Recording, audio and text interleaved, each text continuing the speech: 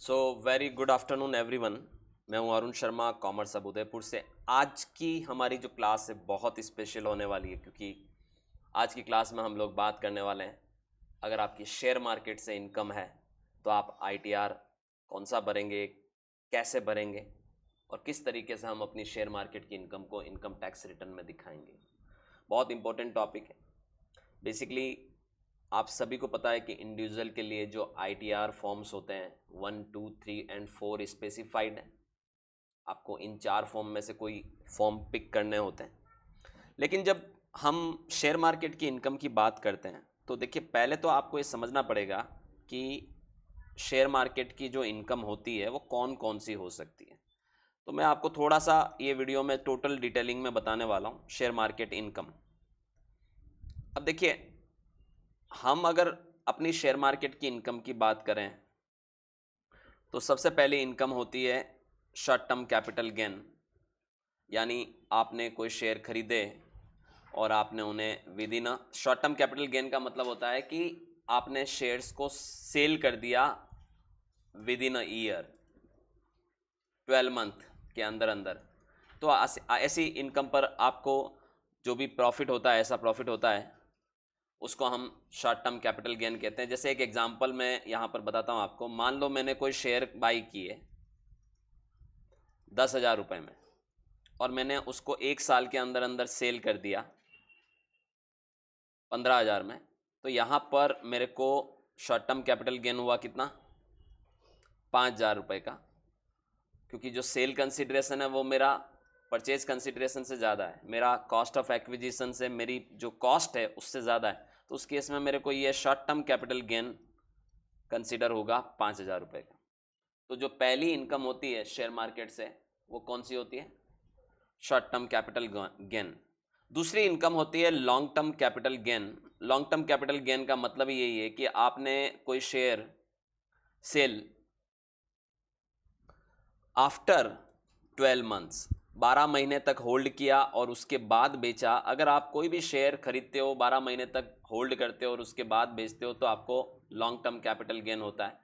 Same criteria इसको भी calculate करने का। आपका जो बाइंग प्राइस है, आपका जो सेल वैल्यू है, उसमें से आप उसे घटा दो तो आपका LTCG आ जाएगा। जैसे आपने कोई शेयर 20,000 रुपये में खरीदे और आपने उनको 35,000 रुपये में सेल कर दिया 12 महीने होल्ड करके, तो आपको यहाँ पर 15,000 रुपये का LTCG आ जाएगा, याद रखिएगा। ठीक है। तो इस तरह से आपकी जो दूसरी प्रकार की इनकम होती है शेयर मार्केट से, वो लॉन्ग टर्म कैपिटल गेन की होती है। तीसरी इनकम शेयर मार्केट पे जो आपको होती है वो होती है डिविडेंड। जैसे आपने अगर कोई डिविडेंड स्टॉक परचेज कर रखे हैं, ऐसी कंपनियों के शेयर खरीद रखे हैं जहाँ पर आपको डिविडेंड मिला है। तो देखिए, पहले आपको मैं बता दूँ, 2020 से पहले, फाइनेंशियल ईयर 20-21 से पहले डिविडेंड इनकम पर टैक्स नहीं लगता था, याद रखिएगा। अब डिविडेंड इनकम भी आपकी क्या हो गई है? टैक्सेबल हो गई है। तो डिविडेंड आपको जो भी मिलेगा वो आपका अदर सोर्सेज की इनकम में टैक्सेबल होगा, याद रखिएगा।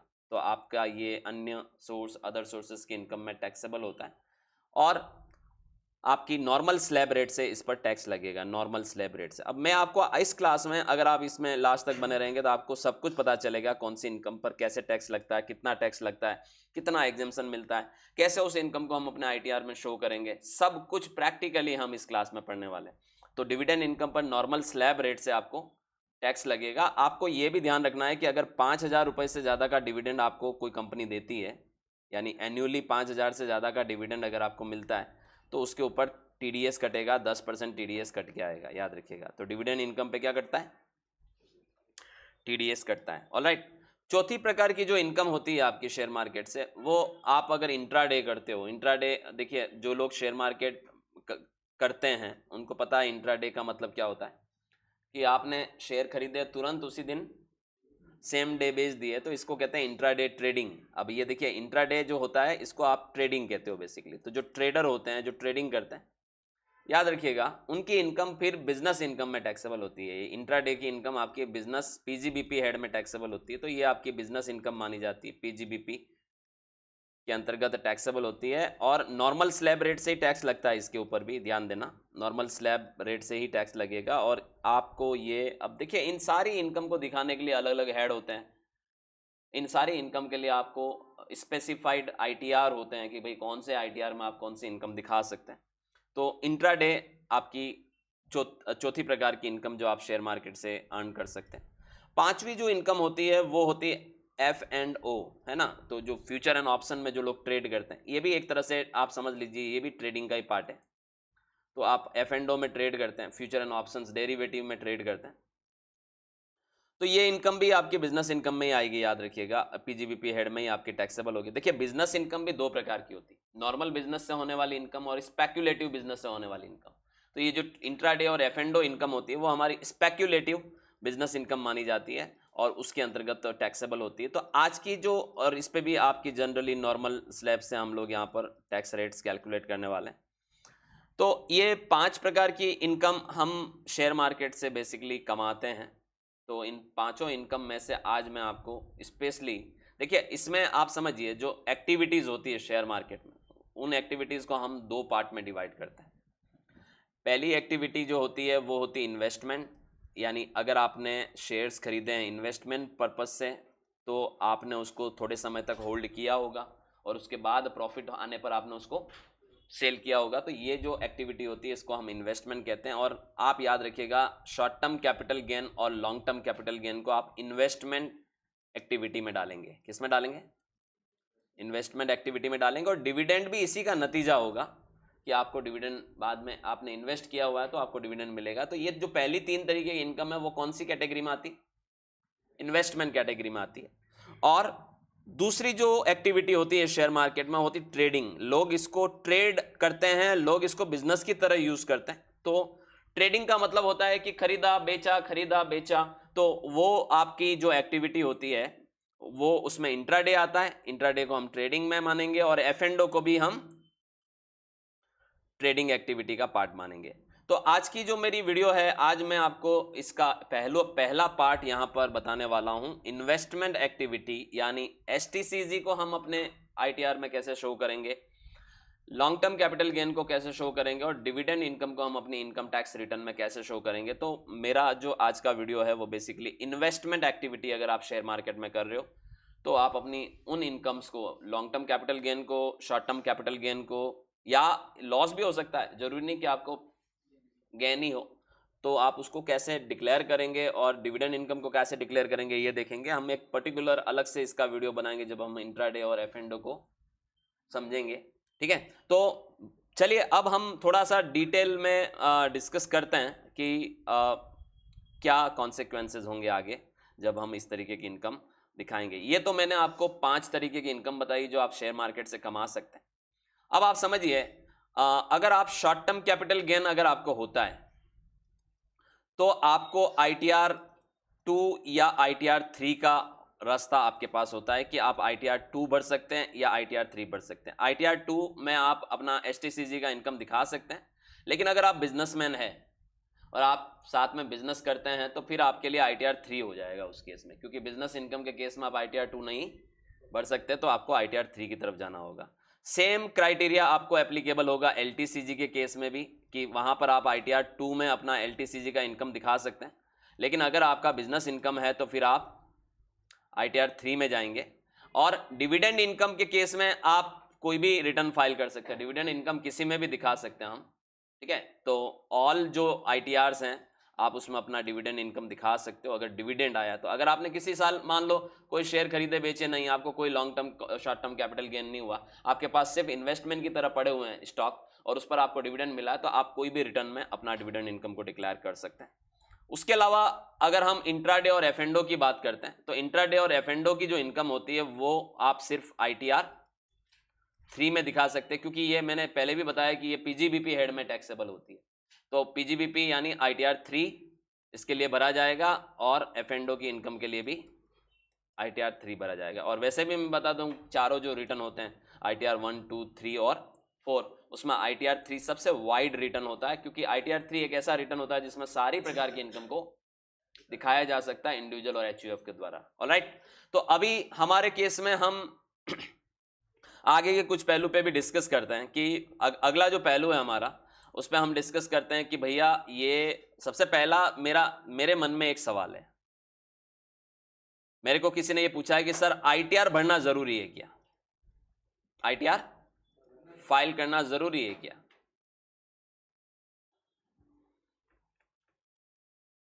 आईटीआर फाइल करना जरूरी है क्या? इसका जो सवाल का आंसर है, याद रखिएगा, इसका सवाल का आंसर देगी आपकी इनकम का क्वांटम। क्वांटम का मतलब क्या होता है कि आय कितनी है आपकी, उस पर डिपेंड करता है इसका आंसर कि आपका आय कितना, आपका इनकम कितना है। देखिए अगर मैं आईटीआर भरना जरूरी है इसका अगर मैं आपको सामने से जवाब दूं तो इसका जो जवाब होगा वो ये होगा कि गवर्नमेंट ने एक एग्जेम्पशन लिमिट रखी हुई है, बेसिक एग्जेम्पशन लिमिट, कि यहां तक आप इनकम कमाते हो तो आपको अपना इनकम टैक्स रिटर्न नहीं भरना, ना कोई टैक्स देना है। तो बेसिक एग्जेम्पशन लिमिट जो है, आपको मैं ये भी बता दूं, फाइनेंशियल ईयर 24-25 जो अभी रनिंग में है, फाइनेंशियल ईयर 24-25 के लिए नई स्लैब जो है, न्यू स्लैब, याद रखिएगा हम न्यू स्लैब पे बातें करेंगे।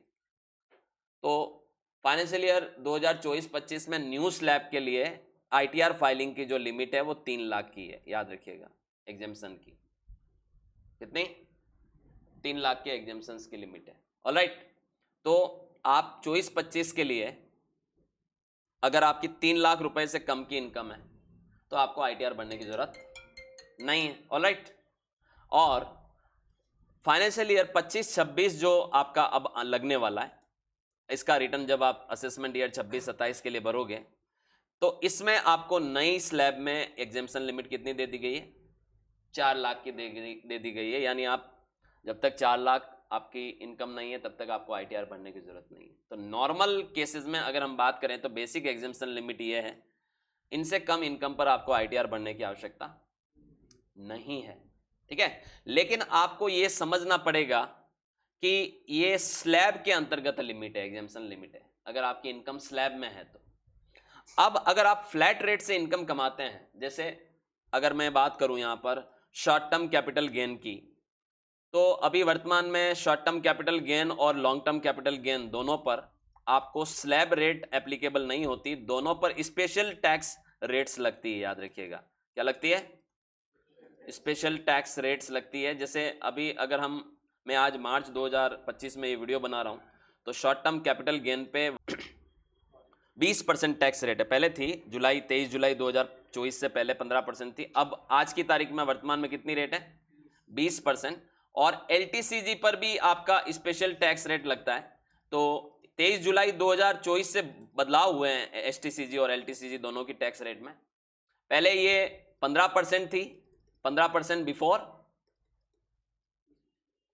23 जुलाई 2024, याद रखिएगा।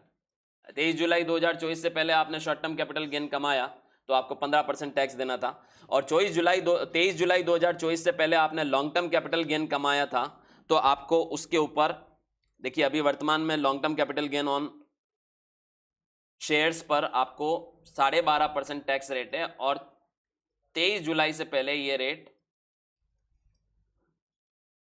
10% थी, याद रखिएगा। ठीक है, तो आपको यह समझना होगा कि एसटीसीजी के ऊपर 20% की रेट से टैक्स लगता है आज की तारीख में, और एलटीसीजी के ऊपर 12.5% की रेट से टैक्स लगता है, और ये फ्लैट रेट है, याद रखिएगा। तो आप स्लैब वाले बेनिफिट्स में तो जा नहीं सकते, और स्लैब का बेनिफिट सिर्फ बेसिक एग्जेम्पशन में ही मिलेगा कि भाई यार शुरू के 3 लाख तक कोई टैक्स नहीं है। तो अगर आपकी 3 लाख से कम इनकम है तो फिर कोई टैक्स नहीं लगने वाला किसी भी तरह से। लेकिन अगर आप 3 लाख को क्रॉस कर गए और आपकी इनकम में एसटीसीजी और एलटीसीजी शामिल है तो फिर उसके ऊपर इन दरों से टैक्स लगेगा, स्लैब के हिसाब से नहीं लगने वाला, याद रखिएगा। ऑलराइट, सो ये आपको ध्यान में रखना है कि आईटीआर भरना जरूरी है अगर आपकी अभी 2024-25 फाइनेंशियल ईयर में 3 लाख से ज्यादा की इनकम है, और 25-26 में आपकी इनकम 4 लाख से ज्यादा की होगी तो आईटीआर भरना जरूरी भी होगा। और आपकी इनकम में अगर एसटीसीजी या एलटीसीजी है तो आप ये मान के चलिए कि आपको टैक्स भी देना पड़ेगा, क्योंकि वो स्लैब का पार्ट नहीं होगा। ऑलराइट, सो आप समझिए कि अगर आपकी 3 लाख रुपए से कम की इनकम है तो आपको रिटर्न नहीं भरना है। अगले साल ये 4 लाख की लिमिट हो जाएगी, क्योंकि अभी आपको पता है तो बजट 2025 में जो एग्जेम्पशन लिमिट है उसको 4 लाख कर दिया, और हर 4-4 लाख की स्लैब बना दी है। लेकिन जो कैपिटल गेन की जो इनकम होती है, अगर कोई व्यक्ति की इनकम में कैपिटल गेन की इनकम है लॉन्ग टर्म या शॉर्ट टर्म, तो वो कभी भी स्लैब में नहीं जाती है, वो फ्लैट रेट से टैक्सेबल होती है, याद रखिएगा। तो शॉर्ट टर्म कैपिटल गेन पे आपको 20% टैक्स देना है आज की तारीख में। पहले ये रेट 15% थी 23 जुलाई 2024 से पहले। अब आप ये भी समझिए कि ये फाइनेंशियल ईयर 2024-25 बड़ा इंपॉर्टेंट है। क्यों इंपॉर्टेंट है इसको आप समझिए कि अभी जैसे 24-25 खत्म होने वाला है, ठीक है, और आपका 25-26 फाइनेंशियल ईयर लगने वाला है। तो अब आप इसको ऐसे समझिए कि जो फाइनेंशियल ईयर 24-25 आपका खत्म होने वाला है, सरकार ने इसमें क्या किया था, mid of the financial year rates बदल दी थी। तो आप देखिए ये जैसे 23 जुलाई 2024 के बाद सरकार ने दोनों रेटों में बदलाव किया। एसटीसीजी पर 20% कर दिया और एलटीसीजी पर 12.5% कर दिया। और पहले कितना था, ये पहले था एसटीसीजी पर 15% और एलटीसीजी पर 10%। शेयर के केस में बता रहा हूं मैं। तो अब आप सपोज पूरे साल भर आपने ऐसी एक्टिविटियां की, आपने शेयर खरीदे बेचे, तो ये ध्यान रखना पड़ेगा कि 23 जुलाई से पहले कितना शॉर्ट टर्म कैपिटल गेन हुआ, कितना लॉन्ग टर्म कैपिटल गेन हुआ, और 23 जुलाई के बाद कितना हुआ, क्योंकि पहले पर टैक्स अलग रेट से लगेगा, बाद में अलग रेट से लगेगा। इसलिए ये इंपॉर्टेंट है फाइनेंशियल ईयर, क्योंकि इसी फाइनेंशियल ईयर में बड़े बदलाव किए गए शॉर्ट टर्म और लॉन्ग टर्म कैपिटल गेन के केस में। ऑलराइट, अब हमारे केस में अगर हमारे एसटीसीजी और एलटीसीजी है तो हमें फ्लैट रेट से टैक्स देना होगा, ये आपको ध्यान में रखना है। अगला जो सवाल है वो ये है कि सर अगर मैं अपनी कैपिटल गेन की इनकम नहीं दिखाऊं तो क्या होगा। तो आप समझिएगा कि ऐसा कभी मत करिएगा कि आप अगर कैपिटल गेन की कोई इनकम हुई है और आपने उसको आईटीआर में नहीं शो की, क्योंकि गवर्नमेंट आपके डेटा को ट्रैक कर लेती है, याद रखिएगा। इनकम टैक्स डिपार्टमेंट के पास ये रिकॉर्ड रहता है कि आपको कोई भी शॉर्ट टर्म या लॉन्ग टर्म कैपिटल गेन की इनकम हुई है, भले वो इनकम 100 रुपए की क्यों ना हुई हो। ये डेटा वो कहां से ट्रैक करते हैं, वो CDSL और NSDL दोनों डिपॉजिटरीज हैं, इंडिया की बड़ी डिपॉजिटरी है। इन दोनों की रिपोर्टिंग होती है, याद रखिएगा। तो गवर्नमेंट के पास सारे इंडिविजुअल, सारे पैन होल्डर्स का डेटाबेस रहता है regarding share market income. So in case किसी फाइनेंशियल ईयर में आपको शेयर मार्केट से कोई इनकम हुई है तो आप मान के चलिए सरकार के पास वो डेटा मौजूद है, आप उसको बताने से चूक नहीं सकते। अगर आपने उसको नहीं बताया तो डिफेक्टिव रिटर्न का नोटिस आपको मिलेगा, डेफिनेटली, याद रखिएगा। ऑलराइट, क्योंकि ये गवर्नमेंट आपके डेटाबेस को ट्रैक करती है। और आपको अगर ये चीज ध्यान में रखनी है, आपको आपका सारा का सारा जो डेटाबेस है, आपके सारे जो ट्रांजैक्शन, सारी चीजें जो आप करते हो, वो आप अपने AIS में जाके चेक कर सकते हो। एनुअल इंफॉर्मेशन स्टेटमेंट में आपको अपना सारा डेटा वहां पर मिलेगा।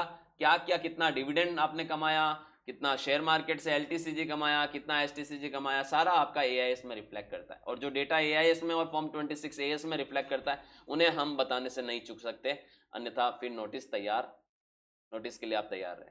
ऑलराइट, अब आप समझिएगा कि सर अगला मेरा जो सवाल है कि भाई मेरे को हुई है शेयर मार्केट की इनकम, अब बताइए क्या क्या चीजें मुझे करनी होगी, क्या क्या चीजें मुझे, मान लो मैं किसी का इनकम टैक्स रिटर्न भरने जा रहा हूं और उसकी शेयर मार्केट की इनकम हुई है, तो मुझे क्या क्या चीजें चाहिए। तो आप समझिएगा, पहली चीज आपको चाहिए होगी कैपिटल गेन स्टेटमेंट। सर ये कैसे मिलेगा, चलिए मैं बताता हूं आपको कैसे मिलेगा कैपिटल गेन स्टेटमेंट। और दूसरी चीज चाहिए होगी उसके ITR लॉगिन, पोर्टल की लॉगिन, तभी तो आप उसका इनकम टैक्स रिटर्न भर पाओगे। तो सबसे इंपॉर्टेंट पार्ट होता है कैपिटल गेन स्टेटमेंट, ये कहां से मिलेगा। चलिए मैं आपको कैपिटल गेन स्टेटमेंट निकालना सिखाता हूं कि कहां से आप अपना कैपिटल गेन स्टेटमेंट निकाल सकते हैं। देखिए आप सबको पता है कि आज की तारीख में शेयर मार्केट में क्या होता है कि व्यक्ति किसी न किसी ऐप के थ्रू शेयर मार्केट के ट्रांजैक्शन करता है। कोई ना कोई ऐप होती है, जीरोधा पे हो सकता है, ग्रो पे हो सकता है, इंडिया में जैसे सबसे ज्यादा बिजनेस अभी ग्रो कर रहा है, अप स्टॉक्स पे हो सकता है, एंजल्स ब्रोकिंग पे हो सकता है। कहीं ना कहीं आपने किसी न किसी ब्रोकर के जरिए ही ट्रेडिंग करते होंगे, राइट। किसी न किसी ब्रोकर के जरिए आपने इन्वेस्टमेंट किया होगा। तो आपके ब्रोकर ने आपको डेफिनेटली एप्लीकेशन प्रोवाइड कर रखी होगी, आप अपनी एप्लीकेशन में लॉग इन कर लीजिएगा। जैसे मैं बताता हूं, जैसे मेरे केस में मैं आपको अभी ग्रो का एग्जांपल बताता हूं। ग्रो में जा रहा हूं मैं,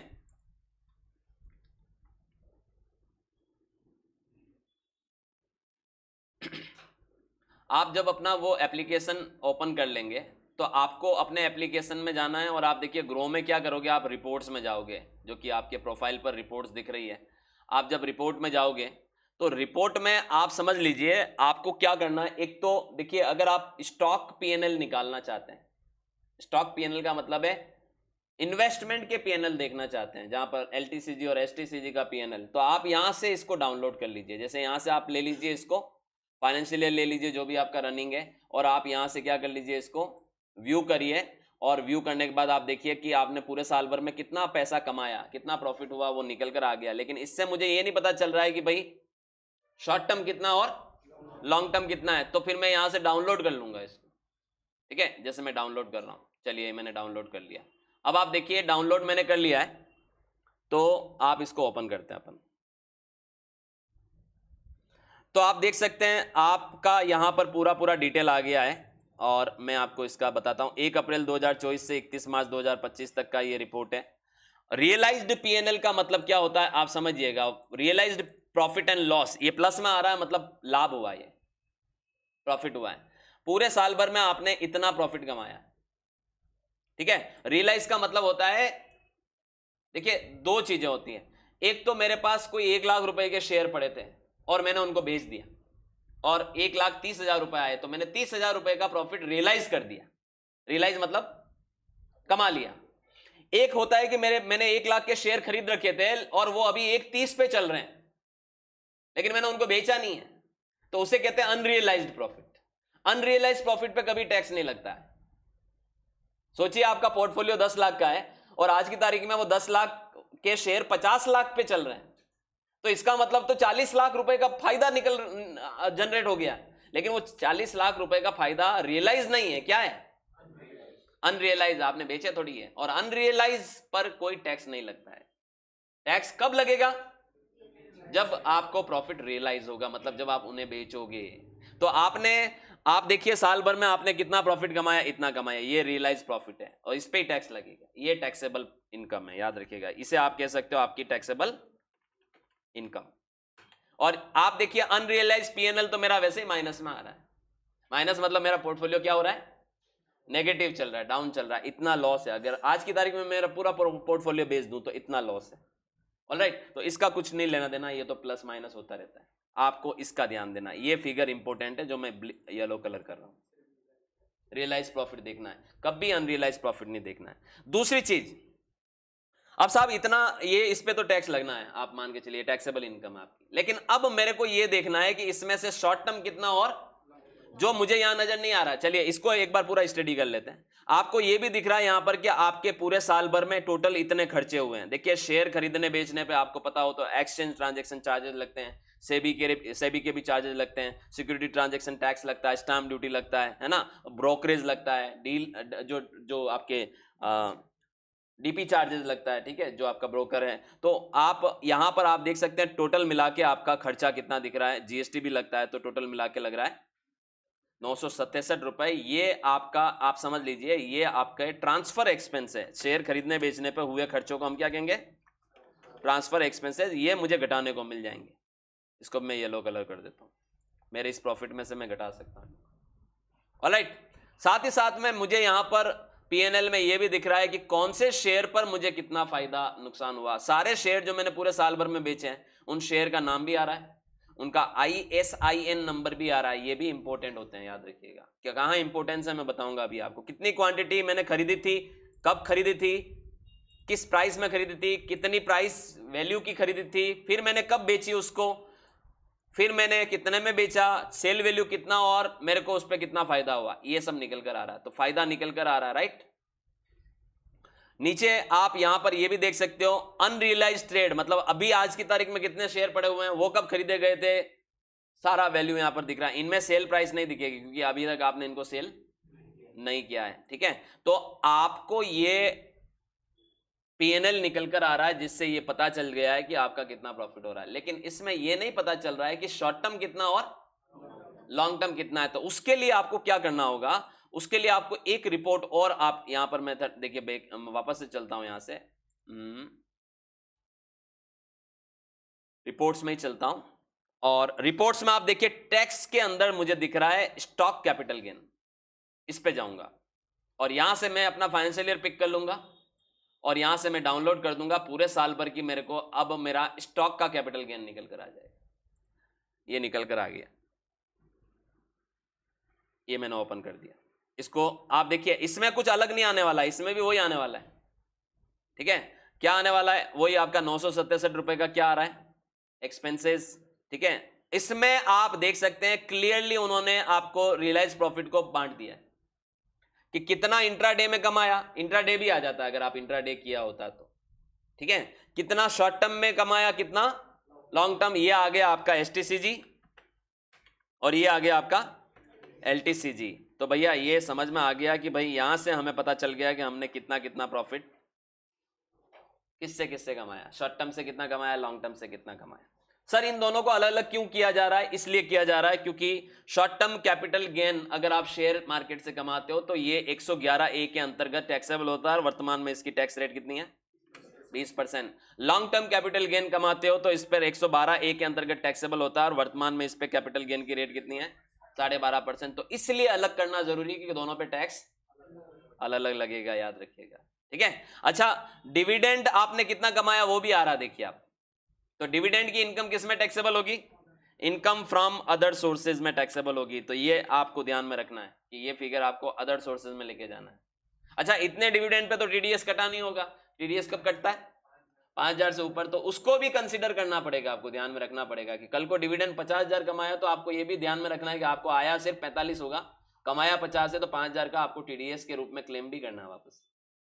ऑलराइट, और अब देखिए ये इंपॉर्टेंट, ये जो मैंने अभी कैपिटल स्टॉक कैपिटल गेन की रिपोर्ट डाउनलोड की, ये बहुत ज्यादा इंपॉर्टेंट है। सर क्यों इंपॉर्टेंट है, बताता हूं क्यों इंपॉर्टेंट है। एक तो इससे आपको ये पता चल रहा है कि आपका शॉर्ट टर्म और लॉन्ग टर्म कैपिटल गेन कितना है, ठीक है। और अब मैं आपको इस इनकम को डालना सिखाऊंगा। ये चाहिए आपको अपने क्लाइंट से कभी भी ये डिटेल मांगनी है, कौन सी डिटेल, कैपिटल गेन रिपोर्ट मांगनी है साल भर की, ये मांग लोगे काफी है, ठीक है। अब आप डालोगे कैसे इसको अपना आईटीआर में, चलिए मैं अब आपको आईटीआर में इसको डालना सिखाता हूं, बढ़ना सिखाता हूं। सबसे पहले हम देखिए, अब हम अपने इनकम टैक्स पोर्टल पर आ गए हैं। कभी भी आप अपना जब आईटीआर फाइलिंग के लिए जाते हो तो आपसे पूछा जाता है कि आप कौन हो, तो आपने बता देना है कि इंडिविजुअल हो। कंटिन्यू करते हैं। मैं अभी मार्च महीने में ओपन कर रहा हूं, इसलिए मैं अभी आईटीआर यू के रूप में ओपन कर रहा हूं किसी का फॉर्म जो ऑलरेडी भरा हुआ है। ऑलराइट, तो अभी हम इसको प्रोसीड, यहां से हम फॉर्म सेलेक्ट कर लेते हैं। जैसे हम आईटीआर 3 सेलेक्ट कर रहे हैं, 2 भी कर सकते थे आप, लेकिन मैं 3 इसलिए कर रहा हूं क्योंकि मैं जिसका आईटीआर ओपन कर रहा हूं वो बंदे का बिजनेस इनकम है, तो उसने जो रिटर्न भरा हुआ है वो बिजनेस इनकम भी दिखा रखी, तो हम इसलिए 3 ओपन कर रहे हैं। यहाँ से प्रोसीड करेंगे हम, यहाँ से लेट गेट स्टार्टेड करेंगे। यहाँ से आपको रीज़न पूछा जाएगा फाइलिंग का, आप अदर रीज़न बताते हुए कंटिन्यू कर देंगे। और ये देखिए आपसे स्केड्यूल पूछे जाते हैं हमेशा जब आप आईटीआर में एंट्री लेते हैं किसी भी आईटीआर में, तो आपको हमेशा ध्यान देना इसमें इनकम वाले स्केड्यूल में जाना। कहां पर, इनकम वाले में। और यहां से कभी भी ध्यान देना, देखिए मैं अभी दूसरे किसी हेड पर बात नहीं करने वाला, मैं सिर्फ इस क्लास में किस हेड पे बात करने वाला हूं, एसटीसीजी, एलटीसीजी और डिविडेंड इनकम। तो याद रखिएगा आपको कौन से शेड्यूल लेने हैं। अगर आपको शॉर्ट टर्म कैपिटल गेन दिखाना है, लॉन्ग टर्म कैपिटल गेन दिखाना है, तो आपको यहां पर शेड्यूल कैपिटल गेन वाला ये शेड्यूल पे क्लिक करना है और शेड्यूल 112A पर क्लिक करना है। इन दोनों शेड्यूल पे क्लिक करना है और अदर सोर्सेज पे भी क्लिक करना है ताकि आप डिविडेंड इनकम दिखा सकें। ये तीनों शेड्यूल पर क्लिक करके आप यहां से क्या कर दीजिए, कंटिन्यू कर दीजिए, कंटिन्यू करिए। और क्वेश्चनरी आपसे पूछी जा रही है, स्किप कर दीजिए। अब आपका फॉर्म एक तरह से ओपन हो जाएगा। बाकी डिटेल पे अभी मैं कोई ज़्यादा चर्चा नहीं करने वाला क्योंकि बाकी सारी डिटेल भरी हुई है। अब आप देखिए आपका आईटीआर नॉर्मली इस तरह से नजर आता है जब आप किसी का भरने जाते हैं। शेयर मार्केट की इनकम को कैसे दिखाना है वो मैं बताता हूं। आप यहां से जब स्क्रॉल डाउन करके नीचे की तरफ आएंगे तो आप देख सकते हैं यहां पर आपको ये सीजी देखिएगा, schedule CG, schedule capital gain, इस पे आपको क्लिक करना है। इसमें आपसे वो पूछा जाएगा कि भैया आपको कौन सी इनकम इसमें, मतलब कौन सा कैपिटल एसेट बेचा है और उसकी इनकम दिखानी, क्योंकि इसमें आपको सारी तरीके के कैपिटल गेन दिए गए होते हैं कि भाई आपने क्या बेचा है। तो आपको इसमें याद रखिएगा 111A, ये देखिए इस पे क्लिक करना है शॉर्ट टर्म कैपिटल गेन दिखाने के लिए शेयर मार्केट की इनकम, और 112A पे क्लिक करना है लॉन्ग टर्म कैपिटल गेन की इनकम दिखाने के लिए। ये दोनों आप यहां पर दिखाओगे, शॉर्ट टर्म और लॉन्ग टर्म कैपिटल गेन, और आप इसको कंटिन्यू करोगे। जब आप इसको कंटिन्यू करोगे तो आप देख सकते हैं यहां पर आपको ये स्केड्यूल खुल गया है और आपके सामने दोनों ऑप्शन आ गए हैं, 111A और 112A। 111A में क्या दिखाना है? STCG दिखाना है, और 112A में क्या दिखाना है? LTCG। कौन सा वाला STCG और LTCG? शेयर मार्केट वाला, शेयर मार्केट वाला, म्यूचुअल फंड वाला। म्यूचुअल फंड वाली इनकम भी इसी में आएगी, ध्यान देना, ठीक है। तो चलिए हम पहले STCG पे बातें करते हैं। अभी हमारे केस में देखिए कितना कितना फिगर है, 0 0। अभी मैं आपको प्रैक्टिकली इस एग्जांपल से डाल के बताऊंगा, ठीक है। यहां से उठा के बताऊंगा कि ये कैसे उठाते हैं फिगर। सर यही उठाते हैं क्या? नहीं, ऐसे नहीं डाला जाता है। ये तो सिर्फ बता रहा है कि कितना हुआ है, इसको डालना कैसे है वो मैं बताता हूं। देखिए कभी भी ध्यान दीजिएगा आप लोग, शेयर मार्केट की इनकम को आप जब दिखाओगे तो कैलकुलेशन आपको ध्यान में रखनी है कि कैसे होती है इसकी कैलकुलेशन। अगर आप लोगों ने इनकम टैक्स पढ़ा हो तो कैपिटल गेन की कैलकुलेशन कैसे होती है वो मैं आपको यहां बताता हूं। How to calculate capital gain on share market income.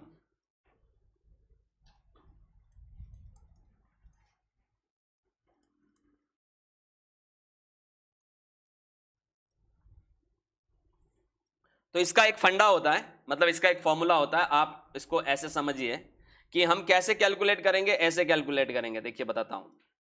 सबसे पहले आपको पूरे साल भर में जितने भी सेल किए आपने, देखिए STCG की भी ऐसे ही होगी ये कैलकुलेशन, और LTCG की भी हम ऐसे ही कैलकुलेशन करेंगे, याद रखिएगा, STCG और LTCG की।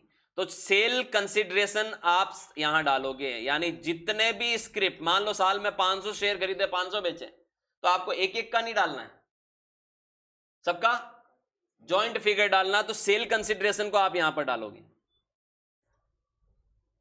जो भी वैल्यू होगी वो, और उसमें से आप लेस करोगे कॉस्ट ऑफ एक्विजिशन, सबकी कॉस्ट। और ये आपको वो कैपिटल गेन स्टेटमेंट जो भी आपने डाउनलोड किया है वो बता देगा ये सारी चीजें आपको। बस आपको थोड़ा सा दिमाग लगाना पड़ेगा। वो कैसे लगाना पड़ेगा अभी आप देखिएगा। कॉस्ट को माइनस करिएगा और ट्रांसफर एक्सपेंस को माइनस करिएगा, ब्रोकरेज वगैरह। तो आपका यहां पर अगर प्लस में आंसर आता है तो ये कैपिटल गेन होगा, शॉर्ट टर्म कैपिटल गेन, और माइनस में आता है तो ये इसे हम STCLB कहेंगे, यानी शॉर्ट टर्म कैपिटल लॉस कहेंगे या लॉन्ग टर्म कैपिटल लॉस कहेंगे। ऐसे कैलकुलेट करना है आपको। अब ऐसे केस में ये फिगर कैसे डाले जाते हैं इसको आप समझिएगा। आता हूं मैं वापस से रिटर्न पर। चलिए पहले हम 111A के अंतर्गत शॉर्ट टर्म कैपिटल गेन दिखाएंगे कि कैसे डालना है आपको। इसको इसमें जाना है, क्लिक करना है, ऐड डिटेल पे क्लिक करना है। अब आपको वो पूछ रहा है कौन सा सेक्शन, तो आप 111A ले लीजिएगा। और आप जैसे 111A पे क्लिक करोगे, देखिए वो सबसे पहले पूछ रहा है आपसे फुल वैल्यू ऑफ कंसिडरेशन।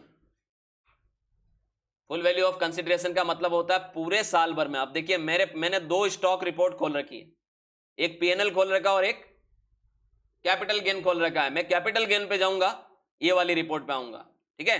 अब आप इसको ध्यान से देखिएगा, यहां पर हमें क्या करना है, आपको क्या क्या दिया हुआ है। आपको ये तो दे रखा है डायरेक्टली कि भाई आपने शॉर्ट टर्म कैपिटल गेन कितना कमाया, लेकिन ये आया कैसे ये फिगर। इसके लिए आप देखिए पूरे साल भर में रियलाइज ट्रेड देखिए आप। ये रियलाइज ट्रेड में देखने वाला हूं कि मैंने पूरे साल भर में कौन कौन से शेयर, ये सारे शेयर देखिए, ये किसने प्रोवाइड किया आपको रिपोर्ट।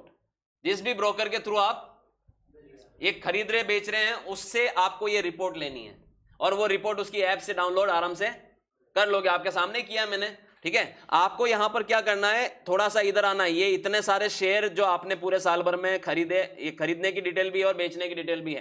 तो आप इसमें थोड़ा सा इधर की तरफ चलिए, सेल वैल्यू देखिए, ये रही इन सब की सेल वैल्यू। आपको इस सेल वैल्यू को सेलेक्ट करना है, और ऑटो सम का इस्तेमाल कर रहा हूं मैं। ऑटो सम कंट्रोल एंटर, तो आप देखिए पूरी सेल वैल्यू आ गई आपकी। इसको मैं बोल्ड करके कलर दे देता हूं, ये मेरी सेल वैल्यू है। ये सेल वैल्यू वहां डालनी होगी 1,64,955 रुपए की। कहां पे डालनी होगी? यहां पर। एक एक शेयर की डिटेल नहीं डालनी है, सारे शेयर की सेल वैल्यू डालनी है। 1,64,000 कितना है? 955, ये 955। फिर cost of acquisition without indexation. Without indexation का मतलब ये होता है कि शॉर्ट टर्म कैपिटल गेन के केस में कभी भी इंडेक्स्ड वैल्यू नहीं डाली जाती। इंडेक्स्ड वैल्यू का मतलब होता है महंगाई दर को ध्यान में नहीं रखा जाता। तो हमारे केस में हम यहां पर क्या बोल रहे हैं, कॉस्ट ऑफ एक्विजिशन। अब देखिए ये तो हो गई सेल वैल्यू, और यहीं पर आप देखिए बाई वैल्यू भी दे रखी है। देखिए ये बाई वैल्यू, आप इस बाई वैल्यू को यहां पर इसी तरह से ऑटो सम कर देंगे, और ये बाइंग वैल्यू है, खरीदी जाने वाली वैल्यू, कि ये शेयर आपकी टोटल इस वैल्यू में खरीदे थे आपने, ये वैल्यू वहां डाली जाएगी 1,33,762, 1,33,762.75। पॉइंट नहीं ले रहा, 63 ले लेते हैं, ठीक है। अब आप देखिए जैसे ही आपने यहां पर कॉस्ट ऑफ एक्विजिशन डाला, ठीक है, अब आप देखिए यहां आपका ऑटोमेटिक ही बैलेंस आ गया 31,192 रुपए। और आप यहां देखिए आपका ये जो प्रॉफिट दिख रहा है 31,192 दिख रहा है शॉर्ट टर्म कैपिटल गेन। ये कैसे आया? ऐसे आया शॉर्ट टर्म कैपिटल गेन 31,192 यहां से आया, सेल वैल्यू में से बाइंग वैल्यू। पूरे साल भर में आपने इतनी वैल्यू के शेयर बेचे हैं, इतनी वैल्यू के शेयर बेचे इस वैल्यू में, तो जो सेल वैल्यू है उसमें से कॉस्ट माइनस हो गई, प्रॉफिट निकल कर आ गया आपका कितना? 31,192 रुपए का। अब आप समझिए यहां पर एक पॉइंट और दे रखा है, expenditure Holi and exclusively in connection with transfer. Transfer से जुड़े हुए खर्चे आप डाल सकते हो, ये वाले खर्चे डाल सकते हो आप। कितने थे ये? 967 रुपए। हालांकि ये खर्चे सब इन दोनों से कनेक्टेड है, ठीक है। तो आप इसको रेशियो भी बना सकते हैं और इसको डाल सकते हो। 967 आप यहां पर एक्सपेंसेस डाल सकते हो ताकि ये प्रॉफिट आपका कम हो जाए, ठीक है। अगर बड़ी वैल्यू हो तो जरूर डालना चाहिए। और फिर मैं अभी फिलहाल मैं नहीं डाला हूं, मैं छोड़ रहा हूं इसको, मैं इसको सेव कर देता हूं। ये 31,192 रुपए मैंने क्या डाल दिया? शॉर्ट टर्म कैपिटल गेन ये आ गया, देखिए 31,192, ठीक है। एक चीज और बताता हूं आपको समझने के लिए, आगे बढ़ने से पहले सोचिए, मैं एक एग्जांपल ले रहा हूं। मान लो एक एग्जांपल है नीरज। नीरज की सैलरी इनकम है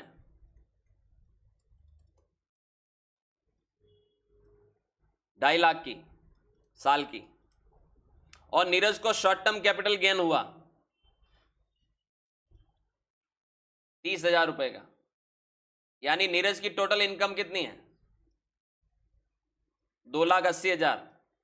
और नीरज अब 2,80,000 रुपए की इनकम की वजह से अपना आईटीआर नहीं भर रहा है। यानी नीरज आईटीआर भरता भी है तो गवर्नमेंट ने 2,80,000 रुपए की टोटल इनकम है ये, जिसमें से आप समझिए 30,000 रुपए की क्या है? Short term capital gain. अब अगर नीरज ने अपना आईटीआर भरा तो भी इसका टैक्स जीरो आएगा। क्यों आएगा जीरो? क्योंकि 3 लाख रुपए तक तो आपको न्यू स्लैब में सरकार ने वैसे ही क्या दे रखा है? छूट दे रखा है। तो एग्जेम्पशन में अगर आप हैं और आपकी इनकम में अगर कोई part short term capital gain का भी है तो वो भी इनकम एग्जेम्प्ट हो जाएगी, क्योंकि आपकी उतनी इनकम ही नहीं है कि आपका कोई टैक्स बने। लेकिन आप समझिए, अब मैं एग्जांपल चेंज कर रहा हूं, ये पहला एग्जांपल। दूसरा एग्जांपल, अगर आपकी सैलरी इनकम है, याद रखिएगा 2.5 लाख की, ठीक है, और आपकी एसटीसीजी की इनकम है 1 लाख की या 1.5 लाख की, तो टोटल कितनी इनकम हो गई आपकी? 4 लाख की हो गई। और इस साल 2024-25 फाइनेंशियल ईयर में आपको 3 लाख रुपए तक की इनकम पर तो एग्जेम्पशन है, और आपकी यहां पर टोटल इनकम 4 लाख की। तो इसमें से 3 लाख की तो आपकी इनकम क्या हो जाएगी? 3 लाख तो एग्जेम्प्ट हो जाएगी, और ऊपर का जो 1 लाख है वो ये माना जाएगा कि ये शॉर्ट टर्म कैपिटल गेन का बचा है 1 लाख। इस 1 लाख पर आपको 20% टैक्स देना पड़ेगा फ्लैट रेट से, यानी आपको 20,000 रुपए का टैक्स बनेगा। 4 लाख कमाया तो भी 20,000 का टैक्स बनेगा, यानी स्लैब का बेनिफिट नहीं मिलेगा, स्लैब का बेनिफिट नहीं मिलेगा। उस 1 लाख पर आपको 20% टैक्स देना पड़ेगा, क्योंकि वो फ्लैट रेट या स्पेशल रेट वाली इनकम, याद रखिएगा। तो आपको इस एग्जांपल से ये समझना पड़ेगा कि अगर हमारी कोई अन्य इनकम के साथ शॉर्ट टर्म या लॉन्ग टर्म कैपिटल गेन की इनकम है, तो फिर उस लॉन्ग टर्म और शॉर्ट टर्म कैपिटल गेन की इनकम पर हमें फ्लैट रेट से या स्पेशल रेट से टैक्स देना पड़ेगा, अगर हमारी टोटल इनकम एग्जेम्पशन लिमिट से क्या हो, ज्यादा हो, क्रॉस करे। ऑलराइट, आगे बढ़ते हैं। तो 31,192 रुपए की मैंने यहां पर एसटीसीजी डाली, और कैसे डाली आपने देखा सीखा इस एग्जांपल में। अगला एग्जांपल ले रहा हूं लॉन्ग टर्म कैपिटल गेन का। चलिए मैं आपको लॉन्ग टर्म कैपिटल गेन निकाल के बताता हूं। 112A के अंदर क्लिक करते हैं, ऐड करते हैं। इसमें आपको, आप यहां से व्यू करेंगे शेड्यूल को, ठीक है, और ऐड करेंगे यहां से। आप देखिए, आप यहां पर, आपसे जैसे आप इस सेलेक्ट पे क्लिक कर रहे हैं, आपको यहां पर 2 ऑप्शन नजर आ रहे हैं कि भैया अगर आपको लॉन्ग टर्म कैपिटल गेन हुआ तो ऐसे किसी शेयर पर तो नहीं हुआ जो आपने 31 जनवरी 2018 से पहले खरीदे हो। कब खरीदे हो? 31 जनवरी 2018 से पहले से पड़े हुए हैं। अगर आपने ये ले लिया, समझ लेना 31 जनवरी हाँ था मेरे पास, मान लो इन्फोसिस के 2015 में शेयर पड़े थे जो मैंने अब जाके बेचे, तो मेरे को यहां से इसको अगर मैंने ले लिया तो आप समझ लीजिए फिर ऐसे केस में आपको एक एक शेयर वाइज डिटेल डालनी पड़ेगी। आपको उस शेयर का ISIN कोड डालना पड़ेगा। मैंने अभी अभी आपको थोड़ी देर पहले बताया था। फिर मेरे को जो ये लॉन्ग टर्म कैपिटल गेन हुआ है, याद रखिएगा, जैसे ये लॉन्ग टर्म कैपिटल गेन है जो मेरी ये कैपिटल गेन रिपोर्ट में नजर आएगा। शॉर्ट टर्म वाले शेयर अलग नजर आएंगे, लॉन्ग टर्म वाले अलग नजर आएंगे। तो इन लॉन्ग टर्म वालों में देखिए मेरे पास अभी जो शेयर है वो सारे कौन सी डेट के हैं? 22 और 23 में खरीदे गए शेयर थे जो मैंने बेचे हैं। अगर इनमें से कोई स्क्रिप्ट मेरी कौन सी वाली होती, 31 जनवरी 2018 से पहले वाली होती, तो फिर मुझे उसका ये ISIN कोड यहां से कॉपी करना पड़ता और यहां एक एक करके डालना पड़ता डिटेल कि भाई उसका कोड कॉपी करता यहां से, फिर मैं यहां से शेयर डाल, number of name of share आ जाता ऑटोमेटिक, फिर यहां नंबर ऑफ शेयर लेता और यहां पर उसकी सेल प्राइस डालता, फिर यहां उसकी कॉस्ट प्राइस डालता, यहां उसकी फेयर मार्केट प्राइस डालता कि 31 जनवरी 2018 को कितनी प्राइस थी, एक्सपेंडिचर मैंने कितने की और ऐड करता। यानी आप ये मान के चलिए कि जिन लोगों के पास 31 जनवरी 2018 से पहले के पड़े हुए शेयर अगर वो बेचेंगे तो आपको एक एक शेयर की डिटेल डालनी पड़ेगी, शेयर वाइज डिटेल डालनी पड़ेगी। लेकिन अभी आप देखिए मेरे केस में यहां पर कोई भी इतने पुराने शेयर नहीं है, सारे जो मैंने बेचे वो 22 और 23 में खरीदे गए। तो फिर मुझे यहां से ये वाला ऑप्शन नहीं लेना है, आफ्टर 31 जनवरी 2018 वाला ऑप्शन लेना है। ये ऑप्शन आपसे LTCG के केस में पूछा जाएगा, लॉन्ग टर्म कैपिटल गेन के केस में पूछा जाएगा। अब मैं जैसे ही आफ्टर लूंगा तो अब मुझे वो वापस से एक एक शेयर की डिटेल नहीं डालनी है, मुझे वैसे ही डालना है जैसा मैंने अभी STCG वाले में डाला था। ठीक है, मैंने ये डाल दिया यहां पर। अब मुझे यहां पर सबसे पहले कॉस्ट ऑफ एक्विजिशन डालनी है। तो इसमें आप देखिए कॉस्ट ऑफ एक्विजिशन यानी खरीदने की प्राइस, इसकी टोटल करेंगे हम, अल्टर इक्वल टू ये टोटल कर दी, ये एक्विजिशन प्राइस है सारे शेयर की, कितनी 28,179 रुपए, तो 28,179 रुपीज। ठीक है, और फिर ये मुझसे पूछ रहा है कोई खर्चे आपने इससे संबंधित किए हो तो खर्चे मैंने आपको ऊपर ही बोला है कि आप अपने खर्चों को भी इसी रेशियो में डिवाइड करके दिखा सकते हो, तो आप खर्चे डाल देना। ठीक है, और फिर आपको क्या करने का है, सेल प्राइस पूछा जा रहा है, देखिए फुल वैल्यू ऑफ कंसीडरेशन। तो आप यहां से ये जो सेल वैल्यू है इसका ग्रैंड टोटल करेंगे और आप इसको, मैं इसको कलर कर देता हूं। ठीक है, 31,000 कितना है, 936 रुपया सेल वैल्यू, कि मैंने 28,179 रुपए के शेयर 31,936 रुपए में बेचे, 31,936 रुपए में बेचे, राइट। तो जैसे ही मैं इसको ऐड करूंगा, यहां पर मैं 0 कर देता हूं, और जैसे ही मैं ऐड करूंगा इसको आप देखिए यहां पर ये ऐड हो गए, ठीक है, और आपका यहां पर प्रॉफिट निकल कर आ जाएगा, ये प्रॉफिट निकल कर आ गया लास्ट में 3757। आप यहां देख सकते हैं ये 3757, 56.6 है, 57 ऑलमोस्ट, ठीक है। तो ये आपका LTCG निकल कर आ गया, आप इसको कंफर्म कर दीजिए। इस तरह से आप अपना लॉन्ग टर्म कैपिटल गेन का डिटेल भरेंगे। ऑलराइट, अब मैंने देखिए आपके सामने दोनों डिटेल डाल दी है कैपिटल गेन की, और आप देख सकते हैं शेड्यूल कैपिटल गेन भी आपका कंफर्म हो गया है, और शेड्यूल 112A भी आपका क्या हो गया है, कंफर्म हो गया है। अब हम डिविडेंड इनकम कैसे डालेंगे वो मैं बताता हूं आपको, कि डिविडेंड इनकम आपको कैसे डालनी है। अदर सोर्सेज में चलना है,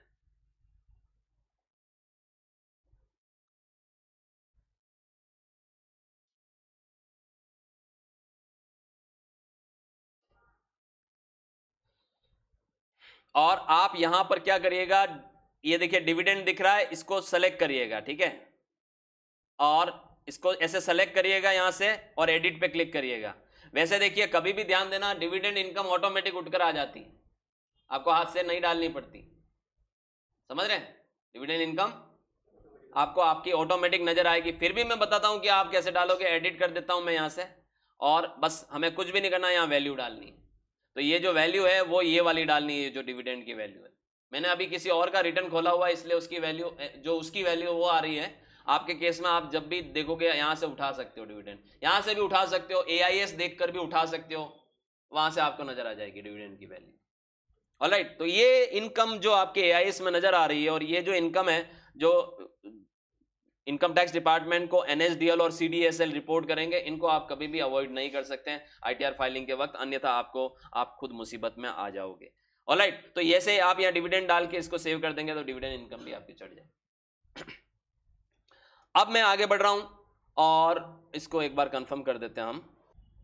तो याद रखिएगा कि एक तो आपको कभी भी ध्यान देना कि अगर आपकी सिर्फ शॉर्ट टर्म कैपिटल गेन या लॉन्ग टर्म कैपिटल गेन हो रहा है, तो आपको ITR 2 भरना है। कौन सा फॉर्म, ITR 2, याद रखिएगा, ठीक है, सिर्फ ये इनकम हो रही है तो। और अगर आप ट्रेडिंग करते हो और आपकी अगर इंट्राडे और F&O इनकम हो रही है फ्यूचर एंड ऑप्शन से, तो आपको ITR 3 फॉर्म भरना है। ये फॉर्म पे मैं पहले ही डिस्कस कर चुका हूं, फिर भी अगेन मैंने बता दिया, ठीक है। और डिविडेंड इनकम हम किसी में भी दिखा सकते हैं। और अगर शॉर्ट टर्म कैपिटल गेन की टैक्स रेट की बात करूं तो 23 जुलाई, जैसे टैक्स रेट की अगर मैं बात करूं, STCG टैक्स रेट,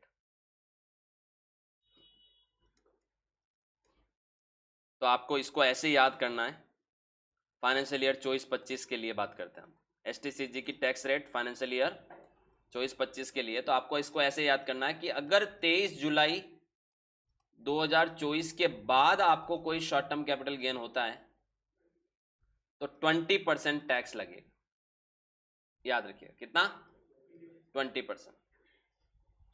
और 22 जुलाई 2024 तक अगर आपको ये होता है STCG, तो आपको कितना टैक्स लगना है, 15% लगना है। ऑलराइट, LTCG की बात करें तो LTCG की टैक्स रेट की मैं बात करूं, लॉन्ग टर्म कैपिटल गेन की टैक्स रेट की बात करूं, तो ये भी फाइनेंशियल ईयर 24-25 के लिए ही हम लोग बात करते हैं। 23 जुलाई 2024 के बाद लॉन्ग टर्म कैपिटल गेन अगर आपको शेयर मार्केट से हो रहा है तो आपको 12.5% टैक्स देना है। और 22 जुलाई 2024 तक आपको 10% टैक्स देना LTCG पे। लेकिन इसमें एक और चीज ध्यान में रखने वाली है कि पहले 1 लाख रुपए तक आपको LTCG एग्जेम्प्ट हो जाता था, तो 1 लाख रुपए तक आपका कोई टैक्स नहीं बनता LTCG। और अब इसको लिमिट को बढ़ाकर इन्होंने 1,25,000 कर दिया है, तो 1,25,000 तक लॉन्ग टर्म कैपिटल गेन अगर होगा साल का, तो आपको वो इनकम पर कोई टैक्स नहीं लगने वाला, उससे ऊपर पे लगेगा 12.5%।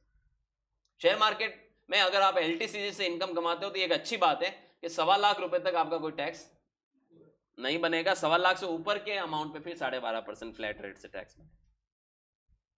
डिविडेंड इनकम की भी मैं बात करूं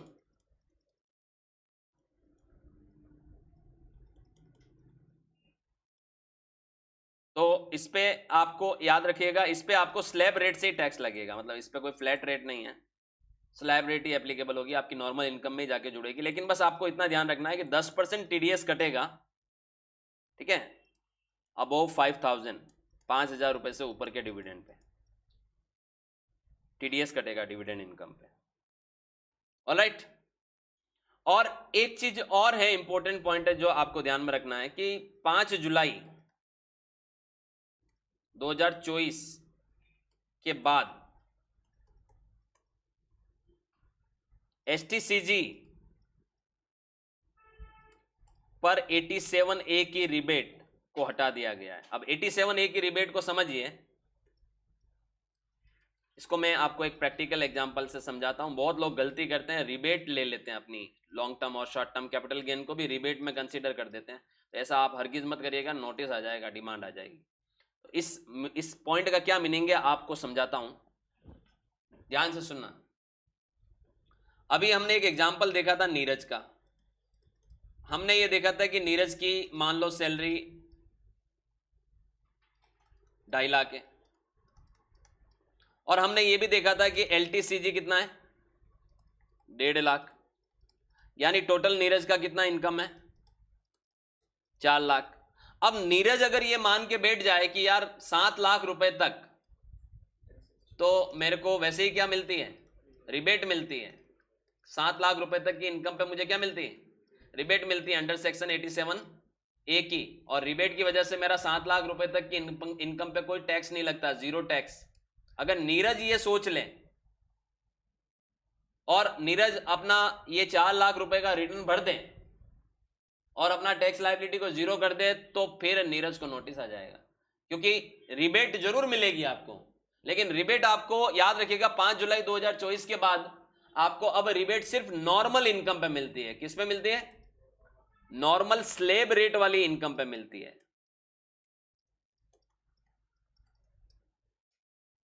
फ्लैट रेट या स्पेशल रेट वाली इनकम पे रिबेट नहीं मिलती।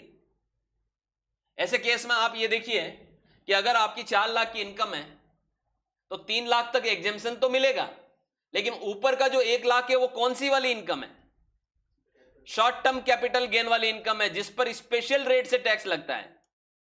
आप समझिएगा कितना लगता है, जैसे अभी वर्तमान में 20% लगता है, तो आपको इसका 20% देना होगा, ऊपर के 1 लाख का 20,000 रुपीज टैक्स देना होगा। आप रिबेट में नहीं छूट ले सकते इस 20,000 की। ये गलती करते हैं बहुत लोग, और इनकम टैक्स का बाद में उनको डिमांड नोटिस जारी हो जाता है, डिफेक्टिव रिटर्न। याद रखिएगा, स्पेशल रेट वाली इनकम अगर आपकी है किसी भी प्रकार की, उसको आप रिबेट में कंसीडर नहीं कर सकते हैं। वर्ष 2025-26 से सरकार ने 12 लाख रुपए तक की इनकम पर कोई टैक्स नहीं बनेगा, ये हाईलाइट किया बजट में, अभी आया ना कि 12 लाख तक आपका कोई टैक्स नहीं बनेगा। भैया वो तब नहीं बनेगा जब आपकी इनकम 12 लाख से कम है और वो सारी की सारी इनकम आपकी नॉर्मल रेट वाली हो, स्लेब रेट वाली इनकम हो तो नहीं बनेगा। स्पेशल रेट वाली इनकम होगी तो 4 लाख से ऊपर की इनकम पे टैक्स बनेगा, ये ध्यान रखने वाली बात। एक और पॉइंट है जो बड़ा इंपॉर्टेंट है कि सर अगर शॉर्ट टर्म कैपिटल गेन नहीं आया और शॉर्ट टर्म कैपिटल लॉस हुआ हमें अगर इस साल, क्योंकि अभी अभी में मार्केट बड़ा डाउन चला है, लोगों को बहुत नुकसान हुआ है, अब पैसे की जरूरत पड़ गई और आपने पैसा नुकसान में भी निकाला तो आपको लॉस आया, तो अगर आपको शॉर्ट टर्म कैपिटल लॉस हुआ तो आपको घबराने की जरूरत नहीं, आप अपने लॉस को डाल दीजिए अपने रिटर्न में, और वो लॉस आप अगले 8 साल तक सेट ऑफ कर सकते हैं विथ आने वाले समय में आपको कोई गेन होगा, शॉर्ट टर्म कैपिटल गेन या लॉन्ग टर्म कैपिटल गेन, दोनों के साथ एडजस्ट कर सकते हैं। 8 ईयर्स तक आप कैरी फॉरवर्ड कर सकते हैं। शॉर्ट टर्म कैपिटल लॉस को शॉर्ट टर्म कैपिटल गेन एवं लॉन्ग टर्म कैपिटल गेन के साथ एडजस्ट किया जा सकता है अगले 8 सालों में, याद रखिएगा। और अगर आपको लॉन्ग टर्म कैपिटल लॉस हुआ है तो आप उसको सेट ऑफ कर सकते हो, लेकिन वो सिर्फ लॉन्ग टर्म कैपिटल गेन से ही सेट ऑफ कर सकते हो, एसटीसीजी से नहीं कर सकते। एलटीसीजी से कर सकते हो और अगले 8 सालों में उसको आप एडजस्ट कर सकते हो, अगले 8 सालों में एडजस्ट कर सकते हैं। ऑलराइट,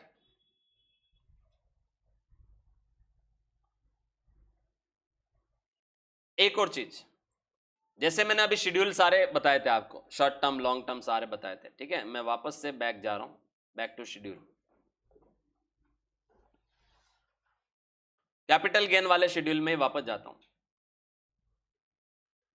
जैसे आप शेड्यूल कैपिटल गेन में आते हो वापस से दोबारा, एक बार डाल दिया हमने लॉन्ग टर्म शॉर्ट टर्म कौन दोनों कैपिटल गेन डाल दिया। इसी में आप देखिए नीचे कुछ पॉइंट्स और दे रखे हैं, उनमें आप सबसे पहला पॉइंट आप देख सकते हैं डी पॉइंट में, information about deduction claimed against capital gain. आप लोगों को यह भी पता होना चाहिए कि शेयर मार्केट से अगर आपने कोई पैसा कमाया और आपने उसे दोबारा कहीं और री इन्वेस्ट कर दिया तो आपको उसके सेक्शन 54 के एग्जेम्पशंस मिलते हैं, डिडक्शंस मिलते हैं। तो वो डिडक्शन आपको यहां से मिलेंगे जब आप यहां से क्लिक करेंगे,